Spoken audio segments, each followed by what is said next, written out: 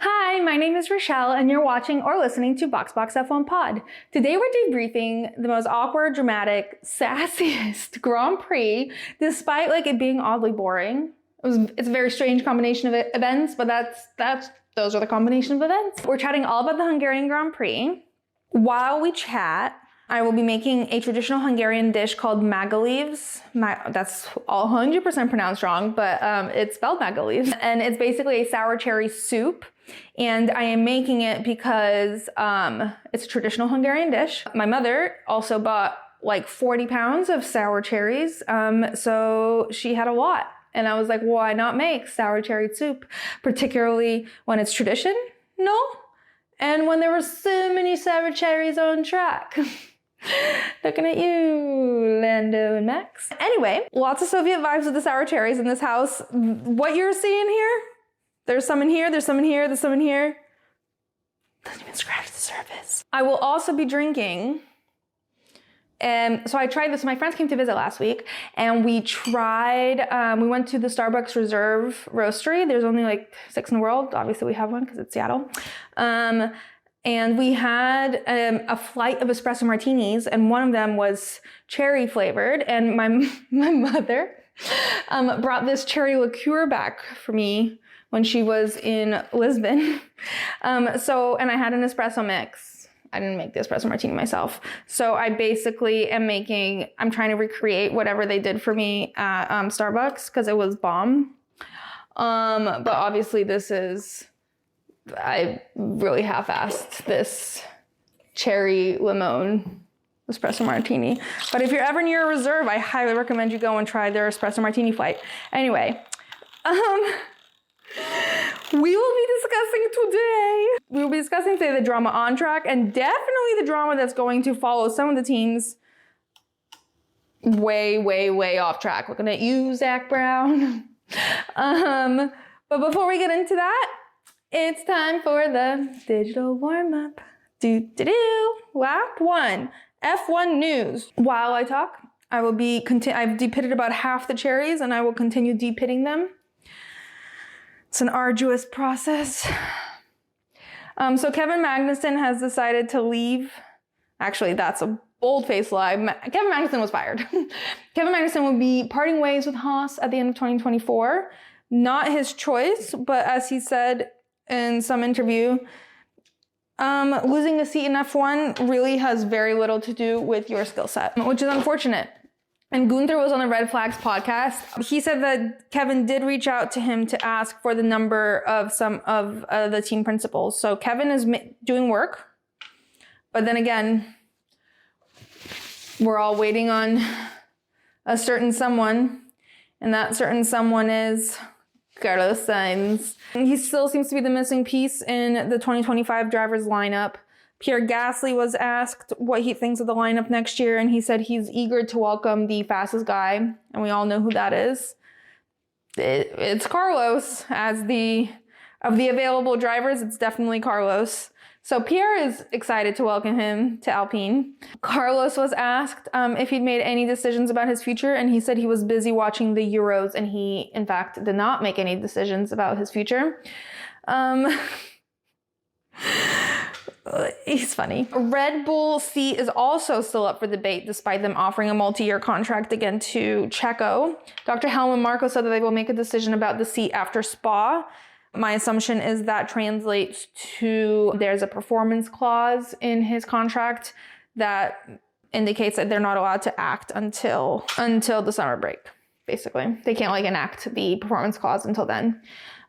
Yuki got asked if he wants that seat, and Yuki said he did think it would be weird if Liam Lawson got the Red Bull seat over him. I don't know. It's such a difficult thing. I don't know who's right for that seat because I think it plays a really huge mental toll on the person. But I do see Yuki's point. Liam did perform really well the few times that he sat in the RB, but Yuki has demonstrated consistent improvement, performance, consistency, and commitment to the Red Bull family, and he comes with a lot of money. So I think that should be rewarded, despite me loving Liam Lawson. I do think Yuki needs to be rewarded. And I did love Pierre sticking up for Yuki, saying, I hope he was at least considered for the Red Bull seat. I don't know if he was even considered before Checo was offered the first thing, but I do hope he's considered this time around. All right, lap 2, off-duty F1. So in some of our random pieces of news, in case you haven't heard, we had the global IT shutdown on Friday from the company CrowdStrike, which is a cybersecurity company, not Microsoft. Got to put that out there. People keep calling it a Microsoft outage. It was not a Microsoft outage. Microsoft was impacted by the outage caused by CrowdStrike, and therefore anyone who uses PCs was impacted, but it was not Microsoft's fault. It was CrowdStrike's fault. However, what's funny is that one of the industries impacted by this, and there were many industries impacted, was in fact Formula One. But there was just one funny image of the Mercedes pit wall staring at the error screen up on the wall, and but it's the back of the guy's shirt, and it says in big letters CrowdStrike because they're Mercedes sponsors. It's pretty funny. In other random news, Pierre and Charles went on a double date with their girlfriends to the Eras Tour. From what I'm gathering, it was an accidental double date. They didn't know the other person was going to be there. And again, I don't know how they got tickets because they just ended up accidentally in the same area, but it looked like they were in the celeb area. So I wasn't sure, how did they accidentally end up in the celebrity area together? When he said area, maybe he just meant we were both in the tent and didn't know. Everyone had kind of assumed that Pierre and Kika had never indicated they were any sort of Taylor Swift fans, not in a bad way. I think Kika literally had said that she's not a huge Swiftie, but she just doesn't really know her music. But I assumed that the tickets had come from them because of Travis and Alpine. Maybe their tickets did come from there, and then Charles and Alex just attended on their own, or maybe they all just bought their tickets and thought it'd be fun. Alex is definitely a Swiftie. She was belting the 10-minute version of. I have the whole thing memorized and I can't remember the name of the song. The 10-minute version. You know which one I'm talking about.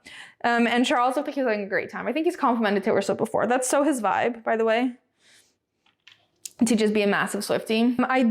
Pierre did say in the media, on media day, that he has become a huge Swiftie now because he's never seen a performance like that and he thought it was crazy. And I honestly feel like everyone becomes a fan of Taylor Swift once. If they weren't before, if they refuse to listen to her music, if they somehow end up at her concert, you can do nothing but respect the girl. It looks insane. All right, now we've got a new addition that we're adding to our digital warm-up, and that is Pets of the Paddock, because Pierre Gasly and Kika got a puppy named Simba, and he's so cute. And that makes him the latest puppers to join the Paddock squad. And I'm obsessed. They're going to have to start getting official dog stuff, a place for them to go to the bathroom, handlers, dog walkers. It's going to become a whole budget category for F1. But the puppy's very cute. I love that they got a puppy together. And then speaking of existing dogs of the paddock, Leo and Roscoe finally met. I think their hospitalities were right next to each other last week or 2 weeks ago. And so they finally staged a meetup. And it was very cute. They posted a joint post on Instagram of them meeting. And Roscoe just looks huge and unbothered. And Leo's a puppy still, and literally the size of Roscoe's paw. Not that Roscoe's big, but compared to Leo. And it was very cute. I really honestly can't wait until next year when we've got a full Ferrari puppy paddock. And I must know if you guys might have seen in some of my videos before, I have a Ferrari dog bed for my dog Yoshka. And I really need to know if Charles and Lewis are aware of this contraption and whether they will be getting matching Ferrari dog beds for their dogs. And I will assume that if they do, it was because of me. Moving on, I've called this section We Like Sports and We Don't Care Who Knows, because my God, F1 drivers love a sport. And last Sunday was a big day for sports. Thank God we didn't have a Grand Prix, because there was the Euros finals, the Copa America finals, and Wimbledon finals. And our drivers were tuned in. George Russell, pre-final, I think it was semi-final. George and Djokovic met up, took a picture together. George was in his like full-on suit. There was also a picture of Pierre Gasly with Carlos Alcaraz, who ended up winning. And Carlos posted a story congratulating Carlos. Carlos has gotta stick up for Carlos's, you know? And then there was the Euros final. George and Carmen posted a cute selfie on the way to the Euros final, since they're facing off with each other. Like sort of like going like, grr. It was really cute.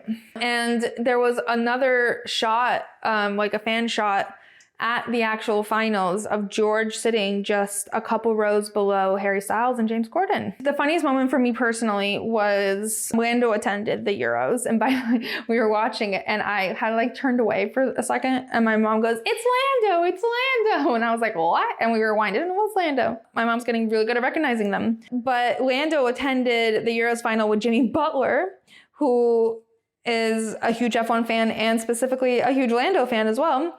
But what I found really comical is that Jimmy posted on his story him and Lando sitting in a hotel lobby right before the finals, because they attended live, sitting in the lobby of the hotel on Jimmy's phone watching the Wimbledon finals together and like cheering on Carlos's win. It's just such a random amalgamation of sports, and I think I could have also I think it would have been fine if it was like Lando watching the Wimbledon finals at the Euros finals with another like European athlete. But I think the fact that it was Jimmy Butler like really threw me off. Also, in the follow-up of the Euros final this weekend in Hungary, someone clocked Lando's parking spot, which had his name on it. Underneath his name, someone had graffitied 2-1 Viva España. And it was Carlos and Kako, his manager / cousin.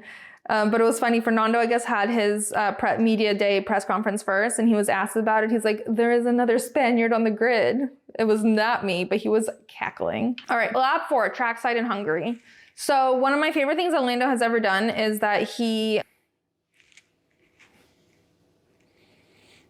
if you remember, throwback to last year in Hungary, when he did his infamous, bottle smash and broke Max's trophy, which had been a porcelain cup designed and made over an unthinkable number of hours by local Hungarian artists. He broke it and they had to have it redone, and they had like a whole thing where they came to Monaco to deliver the new trophy, and everyone's like, "Oh, Lando, don't touch it." And now like it became like a whole thing, Lando breaks trophies. So he had that team design his helmet with the same design that was on the trophy last year, and I thought that was a really fun callback on his part.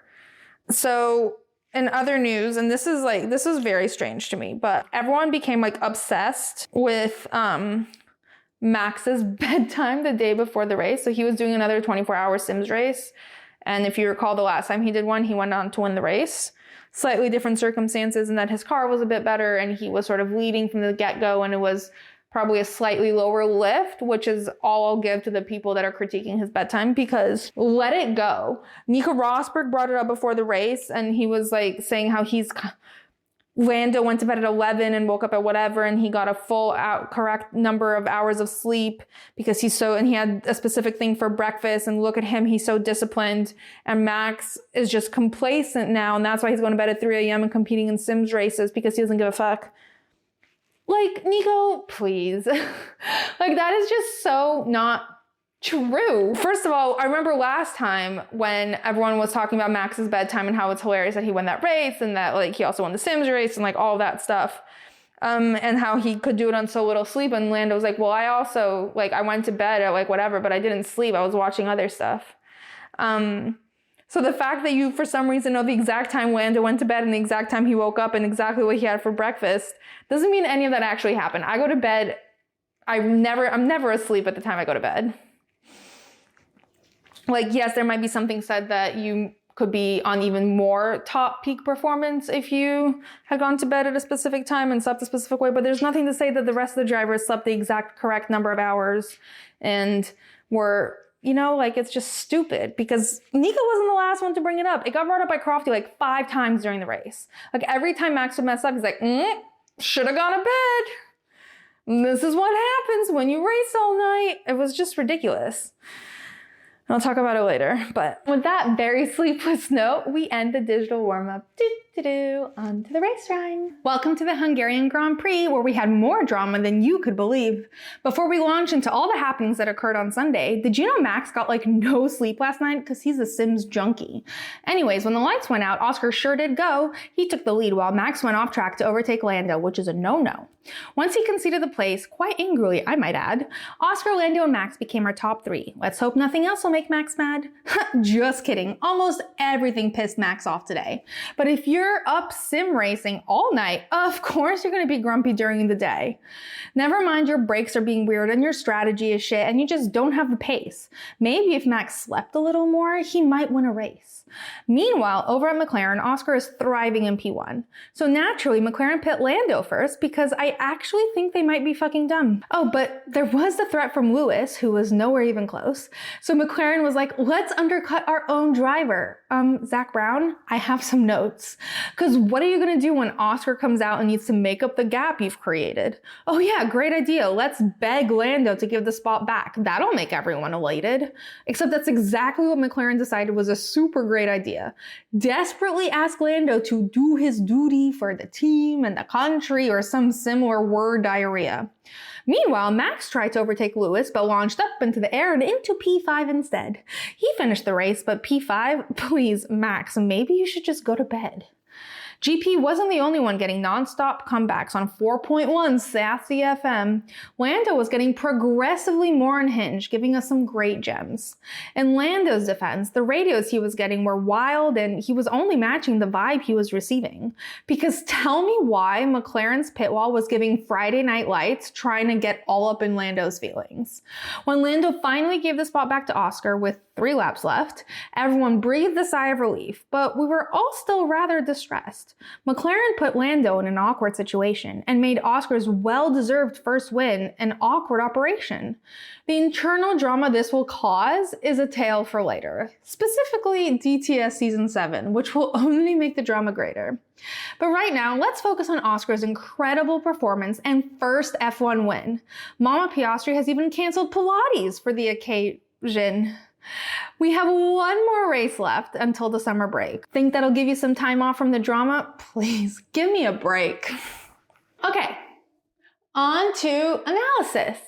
So starting with quali, it was raining or about to rain, or there was a rainy vibe. They just kept bringing up rain, but I didn't actually see any rain. With 6 minutes left to go of Q1, Checo crashed out. I'm not sure if it was entirely his fault, but he still crashed out. Logan and Alex almost made it into Q3, but were knocked out in Q2, but it was still exciting, and he still outqualified Checo. And then in Q3, again, first quote of Q3, if the rain is coming in, it's not coming in. Like, that is like the story of F1. It's insane.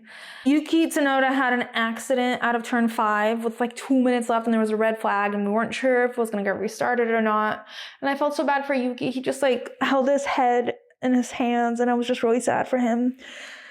Q3 did restart with about 2 minutes left. Not everyone participated. Fernando didn't participate. I think Max didn't participate because they didn't think they could get better times out. The commentator goes, "This might be the most disappointing 2 minutes of Formula One ever." It was funny, Oscar got really weird instructions. He was like, you must not drive too slowly out of the pit lane, but you must still drive slowly. And then there was a zoom in on Oscar's face and he was like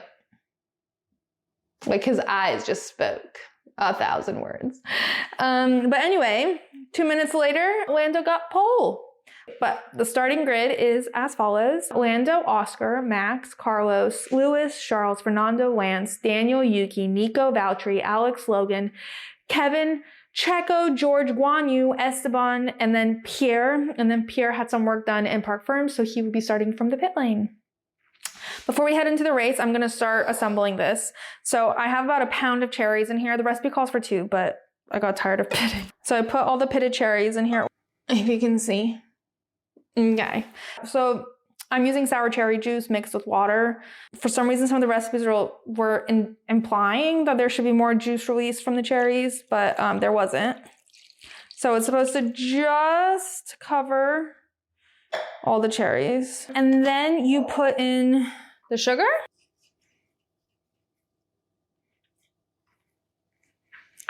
And then spices. So this is some spices: salt, cinnamon, and lemon zest. And then the rest of the spices, which is like cloves, nutmeg, anise, etc. I put into like this little tea thing, and I'm gonna just insert it into the pot. And then I'm putting it here, and it's gonna come to a boil, and then I'm gonna simmer it. Okay, so I put all the ingredients in. The rest of these ingredients go in a bit later. So there's some sour cream and flour, and I'm gonna mix it with some of the hot cherry liquid from there once it's ready. And then I'll slowly pour that back in, and then it'll cool, and then it'll be done. But until then, we're gonna talk about the race. So I'm not gonna talk about the race in a traditional way. I will talk about the start very quickly, but other than that, I'm gonna talk about Max, and I'm gonna talk about McLaren, because let's be honest, the rest of the race is kind of boring. So starting with the start, Oscar got a really good start. Lando got a terrible start. Actually, I think he said at one point he got a horrible start in the post race, and he's like, well, actually it wasn't horrible, it just wasn't good. But basically, Oscar went into the lead. Max tried to overtake Lando. He did overtake Lando, but he did it by going off track. Max believed that Lando pushed him off and he didn't need to give the spot back. Everyone else believed otherwise. So Red Bull recommended that he give the spot back, and Max was very salty about it. I have a feeling Max was annoyed before everything started, but that certainly started to exacerbate things. However, in general, I think there were several things working against Max today. First of all, the car was not fast. They lacked race pace significantly. Second, he kept complaining. Well, there was some sort of concern with his car, something about the brakes being set to some, I'm not entirely sure, but his brakes weren't working properly for him. And he was struggling that with the entire race. Then circumstances around him were affecting him. So Lewis undercut him, and Max was not pleased about it. But then he spent many laps trying to catch up to Lewis and wasted a bunch of time on that. And I think he was more annoyed about that than the undercut. And then after that, instead of bringing Max in for his second pit stop, they leave him out a bit later again, thinking that it would be more effective and give him more of a lead. But instead, Max gets stuck in the traffic of the back of the grid and slows down even more. When he finally does get another pit stop, he puts on mediums, and because the temperature of the track, it's like 30 degrees in Hungary. It's a bit too hot for mediums. So basically, there's some circumstantial things that are kind of out of his control, but if everything else was going well, none of those would really matter. But because the car is subpar and the strategy was bad, that really set him off. And I've always said that what sets Max off more, what brings Hulk Max out, is when things happen that he feels can be prevented, whether it's by him, whether it's by other people on his team, a better strategy or a stronger car, and he would have been able to navigate the rest of the issues he faced today. But because he didn't have those things, he just kept getting more and more frustrated. And I think that's fair. I think what isn't fair is the way he was speaking to GP on the radio. He was a bit aggressive with GP, and I know that's Max's style, and I know GP is used to it, but Max has gotten a lot better in controlling his emotions and his frustration on track, and I just think there will always be things that trigger you, especially when you add adrenaline to it, and he just needs to get a tad better at that. And just speaking to GP a bit more politely. I also feel like this is a great time to mention Crofty's personal theory that this is in fact the reason everything was going tits up today is because Max was playing sim until 3 a.m. last night because he was part of another 24-hour Sims race. However, last time he did that, he in fact went on to win the race. Perhaps there's something to be said about the circumstances. Last time he was leading, last time he had a better car. This time the car wasn't functioning the way you'd want it to be functioning. He was starting third. Things weren't really going his way, and that could have exacerbated. Sure, a person can be grumpy if they don't sleep enough, but saying it 5 or 6 times is insane behavior. Also, it's hot. I think people behave crazy when it's hot. It's hot. He might be a little tired. Things are not going his way. Obviously, it's going to exacerbate it, but he could have gotten 8 hours of sleep and still be annoyed by everything that's going on. I just think it's ridiculous to bring it up so often. You're showing your age, Crofty. Even Ted, who let's be honest, hates Max, came into his defense and was like, well, last time he won in this sort of like condition, and not everyone needs the same amount of sleep. And as I said earlier in this episode, Lando said last time that Max won in those conditions, everyone's like, how'd you do it on so little sleep? Lando was like, well, I like went to bed at 11, but I didn't fall asleep at 11. Also, Max raced all night, but the race was like at 2 p.m. that time in Hungary. So he had like all day to rest. Like, I don't think the Sims racing had anything to do with anything. Like, it was just a stupid argument. And they brought it up so much. Every time something went wrong, Crofty was like, well, see? This is what happens when you don't get your 8 hours of sleep. Not everyone's geriatric, Crofty. Like, let's move on. So the biggest issue that happened to Max, I think, was his incident with Lewis. And this was towards the end of the race. And this was like when he was trying to overtake him for like the 100th time. By the way, this was all happening while Lando and his engineer are like yelling at each other, like about Sunday meetings and the world championships and team spirit and whatever the fuck else they could throw at him. But Max and Lewis touched, and Max sort of flew into the air and landed so hard onto the ground. Like, it was like NASCAR level, like, thump. But he kept going and finished P5. Max had been called into the stew's office, same with Lewis, so Lewis had to cut his post-race press conference short. Lewis had said in an interview that he thought it was a racing incident, which I think I would agree with. Max was coming in quite aggressively, but I think Lewis might have turned in a bit earlier than he should have, just a bit. And also both were able to continue racing. So I think because of all of those things, it becomes a racing incident. But Max was very peeved at the time. And there's this one interviewer in the media pen, and she's always like stirring shit. Like, when I think she works for Sky Sports. I don't know who she is. I never see her face, but like I know her voice. And I've literally, I think she like has a vendetta against Max, because I literally remember last time when there was an issue with Max and Lando. And she spoke to Max and she asked him if he should apologize to Lando. And Max was like, well, I don't really know what happened yet. I need to review the tapes before I figure out who's to blame or like who's at fault or whatever, which is a fair enough answer. And then when Lando spoke to her like 3 minutes later, she's like, so Max said he should never ever apologize to you and he has absolutely nothing to apologize for. And I'm like, girl, you're on tape. We heard you. And she did the same thing today. She asked Max about the issue with Hamilton, and Max basically was like, I felt like I did this, and I felt like Hamilton did this, and I feel like because of what Hamilton did, I was forced to do this, and that's why the result happened. But I need to review everything so I know exactly what happened, like from an outside perspective, and then like on track, and then I can comment.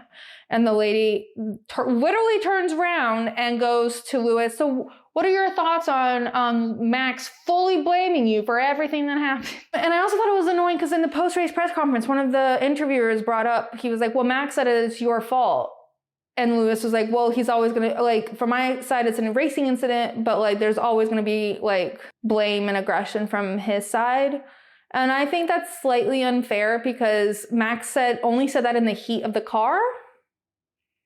Like, I feel like we really need to take what drivers say in the car out of the equation and what they say after. And again, the response, I need to review what happened, besides like what I saw from like the tiny little window in my cockpit, is a really fair response.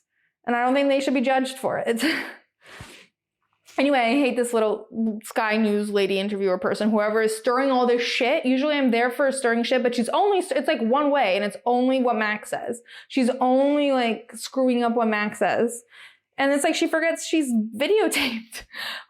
She's live on camera. We know what she's saying, what he's saying back. She also did ask him if he should apologize to the team. And Max said, we all need to do better, but like I'm allowed to be vocal on radio, which is a fair response.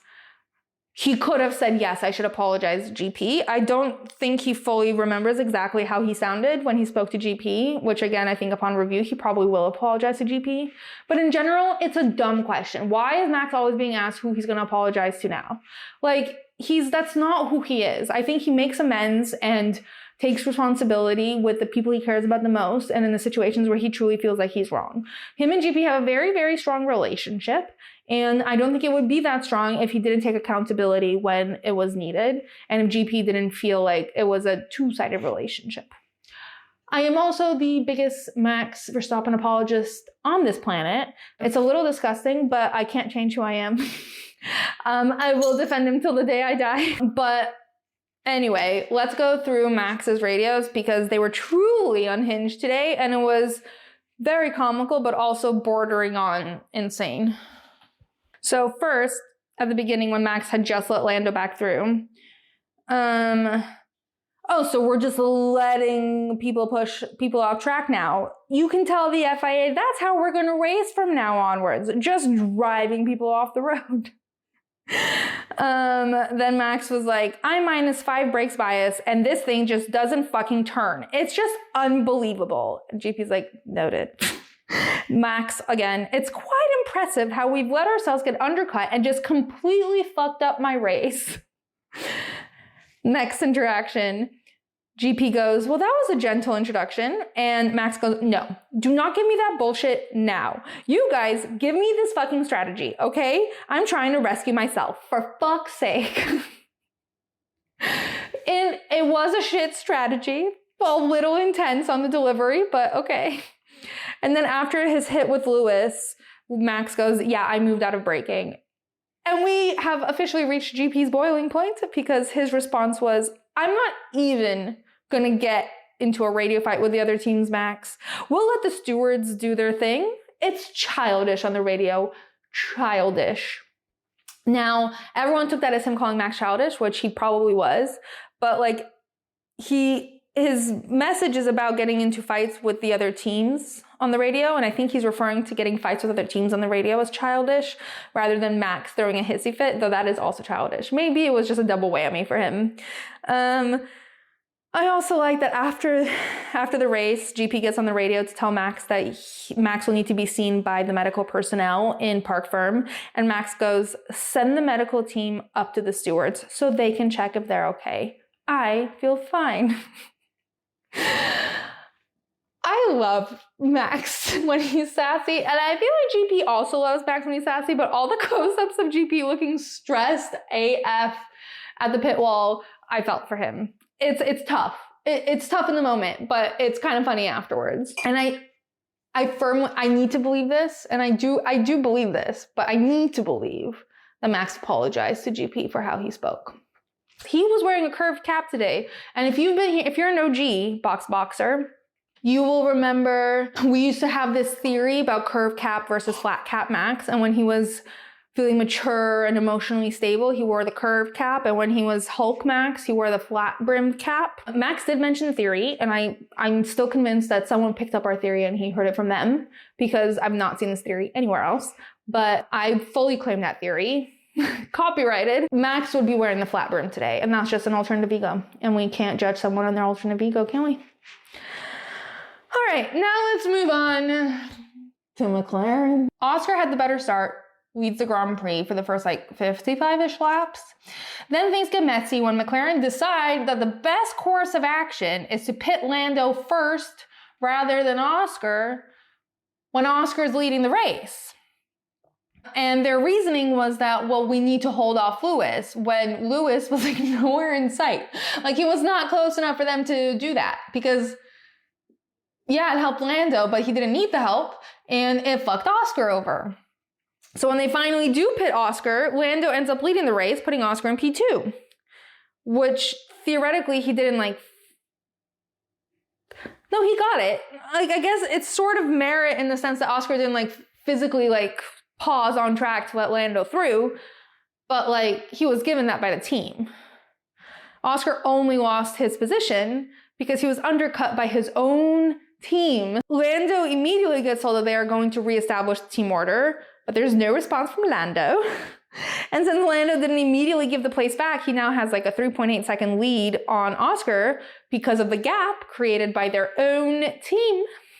And unless Oscar can catch up to him, it doesn't seem very likely that Lando plans to give the place to Oscar, because that would also sacrifice Lando's race. They don't want to sacrifice it that much. Oscar needs to catch up to Lando. But the reason he's struggling to catch up to Lando is because they pitted Lando first, put him ahead, gave Oscar a worse strategy, and put Oscar into a giant gap in between him and his teammate, and now he's struggling to catch up. So it's all McLaren's fault. So after a couple of messages about the tires, Lando's engineer goes, okay, Lando, radio check please, Lando. And then it goes, yeah, loud and clear, I can hear you. So we've all got confirmation that Lando's just blatantly ignoring his team. So this is when things get literally absolutely ridiculous. And I realize they have no private forms of communication in the middle of the race, but like we can literally all hear you guys. And the level of desperation that begins to creep into these like messages is tragic for everyone involved. Like the increasingly erratic progression of these radio messages is like, it's hysterical. But like, then you remember this is a high level organization that really shouldn't be acting like this. Like these aren't private Slack messages. This is broadcasted around the world. Like, be careful.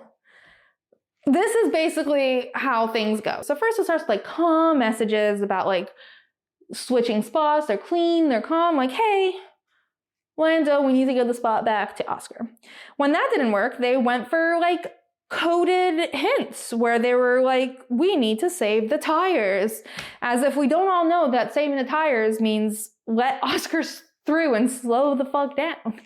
When they literally get no response from Lando, they literally go like, hey, you up? And Lando's like, I can hear you guys. I'm up. Everything you're saying, I'm copying. Copy. So now that they have confirmation that Lando was just ghosting them, they become more and more desperate. And literally, we switch to emotional blackmail with messages like, I know you'll do the right thing. And remember our Sunday morning meetings? And like, appealing to his Britishness, think how awkward it's gonna be if you don't let Oscar through. Bro, McLaren, like, while I won't miss an opportunity to call out Lando for being petty, and he certainly was a bit petty and immature in the situation, McLaren's making things awkward. McLaren made things awkward, and they're like, oh shit, who should we blame? They're literally like gaslighting Lando into making this his fault. It's their fault. They fucked up. Like he doesn't need like the emotional blackmail of like, but don't you love him? Like that's unnecessary. And it's going to be like awkward no matter what, because at this point you're embarrassing yourself so hard. There's no way it's not going to be awkward. Anyways, when emotional blackmail didn't work, they decided to do their best impression of a high school football coach in a sports movie at like halftime. Like of the big game, like the penultimate finale of the movie. And they come in with like, I wish this was a joke, but they actually said this out loud. The way to win a championship is not by yourself. It's with a team. You'll need Oscar. You'll need us. Like, be so for fucking real right now, McLaren. Like, a really shitty strategy call you made has threatened the trust you spent years building with Lando, and Oscar has to now live with the fact that you've literally begged Lando to let him by. Lando was trying to prove a point, like he was trying to like show that he's the fastest, but this was Oscar's win. So they put Lando first. They literally manipulated it so Lando was first, and they're like, actually, Lando, don't be first. Lando wasn't supposed to be there. It's just all so embarrassing, and it takes away from the fact that Oscar is driving an exceptional race and deserves the win, like through and through. So the best way to sum all of this up was like, Lando was like, I look stupid if I didn't fight to win this, right? And there was like a safety car, and he had just let Oscar pass, and then he like missed a chance to like get the win. So I understand him holding off for the last possible moment, but like what he said in the post-race press conference, he was like, "It's not my fault that I was leading the race. It wasn't his fault. McLaren put him there, and then they're like, JK, move." Like, it's rude and awkward for everyone involved, and there's only one culprit. And it's McLaren. Lando's only fault is that he's petty and sometimes kind of immature. Like the way he acted after the race kind of annoying me. I'll get into that in a second. But like, I do want to go through Lando's increasingly sassy responses. So some of the messages that Lando got was, we need you to save more tires, please. And we do want to let Oscar through. And Lando goes, well, we should have boxed him first then, surely, no? And his engineer goes, it doesn't matter. And then it goes, I mean, it does to me, maybe. Fair. Then the engineer goes, we think both cars are using their tires too much. Just remember, every single Sunday morning meeting we have. And Lando goes, yeah, well, tell them to catch up then, please. And then Lando gets the message, Lando, he can't catch you up. You've proved your point and it really doesn't matter. And then Lando just like goes on a little rampage. Like, I would have done this, I would have done that. Like, it doesn't matter, blah, blah, blah. And Lando basically just goes like, I'm fighting for a championship. And like, you get it. It's hard. It's a hard thing.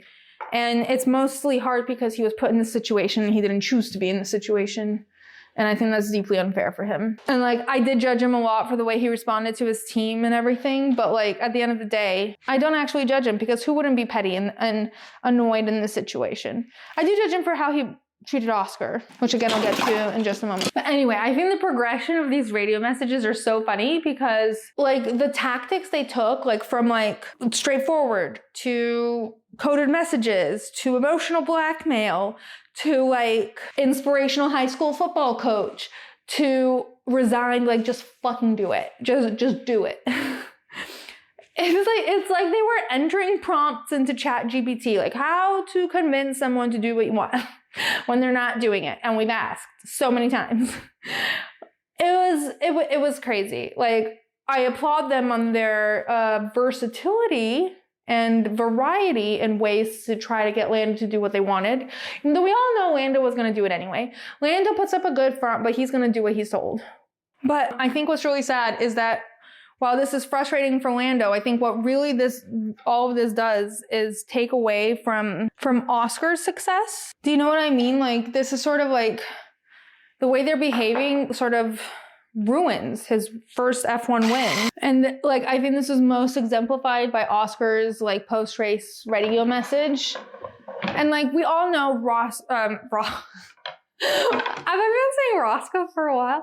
We all know Oscar's emotional range is a bit more limited than other drivers. Like, he's very composed, very like cool as a cucumber under pressure. Like, showing intense emotion is not really his vibe. So like, at no point did I think that Oscar's winning race message was going to be like, yeah, but I would do like some people. But like, I thought maybe a little bit more excitement, and his whole thing was so subdued. Like, they were like, oh my God, Oscar, you're a race winner. Great job. You did great. And his response is, yep. Thanks, everyone. Yeah, this feels great. Thank you for the coordination. Sorry I made the swap a little more painful than it needed to be, but thank you. I appreciated.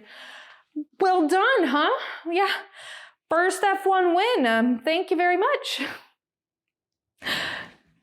The fact that he apologized makes me really sad. When he got out of the car, this is where Lando started to piss me off. Like, I was a bit peeved by his messages, but at the same time, I fully understood where he was coming from. But he didn't congratulate Oscar when he got out of the car. Charles immediately came over from P4 to congratulate him and like hug him. I know it's his son, but like, he didn't have to do that. That's quite a trek. That's quite a trek for him to do. And then like, Oscar came, he got weighed, he immediately ran over to the team to hug them. Okay, so great news. The last 20 minutes of the podcast were not recorded because I ran out of space on my phone and it did not indicate it to me in any way. So here we are. I'm going to speed through the last part. Also, in case you haven't noticed, I've already plated the soup. It tasted great. It looks very Valentine's Day-y. It's very yummy. Doesn't taste like soup. It's kind of sweet, but it's fine. All right. Well, anyway, I think the last thing I said is I feel bad for Oscar. But I understand Lando. And I think I talked about the cool down room, but maybe I didn't. But I also only have 25 minutes left on my phone. So I guess I'll speed through it very fast. In the sense of being very fast, I apologize. It's because I thought I already had it. The cool down room was very awkward. Lando was quite rude to everyone. I guess he hasn't cooled down quite yet. cool down room didn't cool him down. But it was like not just taken out on Oscar, which he did a lot. It was also taken out on Lewis. The conversation between them was Lewis was like, phew, you guys were fast. And Lando was like, well, you had a fast car 7 years ago. And then Lewis was like, 7 years ago? That was a long time. Were you here 7 years ago? And Lando was like, well, you had a quick car. You made the most of it. Now it's our turn. And Lewis was like, I wasn't complaining. I was complimenting your car. Lando, chill. And then he ignored Oscar the whole time, which made me sad. But I would like to point out that his mother tweeted, I will be canceling my 6 a.m. Pilates class with a champagne emoji. Loved it. She also posted a picture of the 2 dogs asleep and said, some are not as excited as us. It was like 1 a.m. there. But I do want to say that I hope Oscar has a good support system around him, because I know Mark Webber flew to London for the Formula E championship to support another one of his drivers. And like, yes, Oscar won, and yes, he seemed confident in that, but like, it is an awkward situation. It'd be nice for him to have some sort of emotional support around him, even though, as we've noted, Oscar is not that emotional of a guy. Anyway, no trophies were broken during the podium ceremony, and we got to hear the Australian national anthem. Always fun to mix things up. There was a funny clip of like Oscar fully moving his trophy out of the way as Lando like went down to slam his champagne bottle. I do want to call out the genius idea to have Nico lead the post-race interviews after the most dramatic, pettiest race of all time, directly reflecting driver relationships and team orders. 10 out of 10. Driver today is Oscar. No argument there for me or anyone, because what a race. Fully deserved. Do not want any of this to discount that. And I also want to shout out Lewis, who got his 200th podium. Amazing work. I thought it was really funny in the post-race press conference. They kept asking him about it, and he was like, everyone here is like 20. Please stop bringing that up. I feel really old. I feel that. The Dick in the Box was so painfully McLaren. I think we could name another couple of very close runner-ups, but it definitely boils down to McLaren and the way they handled both Oscar and Lando. I don't really blame Lando for his behavior on the radio or post-race even, because adrenaline's so running high and like you haven't had time to process anything. You're immediately like hit with a million questions. But he was a bit rude, and he was particularly rude, a little bit rude to Oscar when it wasn't Oscar's fault. It's hard to separate, I get it, but it wasn't really Oscar's fault. And then I would be remiss not to mention Max. The way he spoke to GP was pretty rude. And I understand that's their relationship and that's who Max is and yada, yada, yada. But he should apologize. And I feel like he would apologize, because like in the heat of the moment, he felt everything he was feeling. But once he hears the way he actually spoke, I guarantee he'll apologize to GP. Because again, I don't think GP would have maintained such a strong bond and relationship with him if Max didn't take any accountability. Speaking of Max, I think a runner-up for Dick in the Box is 1,000,000% the commentators, non-stop talking about Max's sleep schedule. So the results of this race were Oscar, Lando, Lewis, Charles, Max, Carlos, Checo, George, Yuki, Lance, Fernando, Daniel, Nico, Alex, Kevin, Valtteri, Logan, Esteban Guan Yu, and Pierre DNF'd due to a hydraulic issue, which is actually quite sad because he was doing pretty well considering he started in the pit lane. I think at one point he was close to the points or in the points.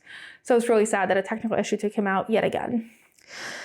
The driver's standings for the top 10 are Max with 265, Lando with 189, Charles with 162, Carlos with 154, Oscar with 149, Lewis with 125, Checo with 124, George with 116, Fernando with 45, and Lance with 24. I know Lando was worried that people would judge him for caring about the driver's championship when he's so far behind Max, but he should care about the driver's championship. That's literally his job. Like, obviously you should care. That's not what people are annoyed about, and I think that's where Lando's problem might be, is that he doesn't fully grasp where people would be annoyed at him or what they'd be annoyed at him for, because it's not him caring about the world's drivers' championship. The Constructors' Championship is Red Bull with 389, McLaren with 338, Ferrari 322, Mercedes 241, Aston 69, what a fucking jump, RB 33, Haas 27, Alpine 9, Williams 4, and Kick Sauber 0. And that's it for the Hungarian Grand Prix. Sorry for the sped up last 20 minutes. That turned out to be probably like 4 at this rate. Next up is Spa, which will be the final race before the summer break. Given how much drama and versatility we've had in the races so far, I can't imagine that Spa will not deliver something exciting and fun. And if it doesn't, there's always silly season that comes right after that. And we've got a lot of loose ends to tie up. Will Checo stay with Red Bull? Where is Carlos going? I'm sure he knows. Carlos is so anal, there's absolutely no way that like his thing, like, I was watching the Euros, I didn't have time to think about my career, is true. Carlos is exclusively thinking about his career. But anyway, make sure you subscribe, share with any potential boxes, and email me any thoughts, suggestions, questions for topics. Send me content that I might have missed, because I miss a lot. There's only so much one gal can handle. And I just love talking to you guys. So in the meantime, make sure you follow at BoxBoxF1 Pod to keep up in between races. And until Spa, Box Box.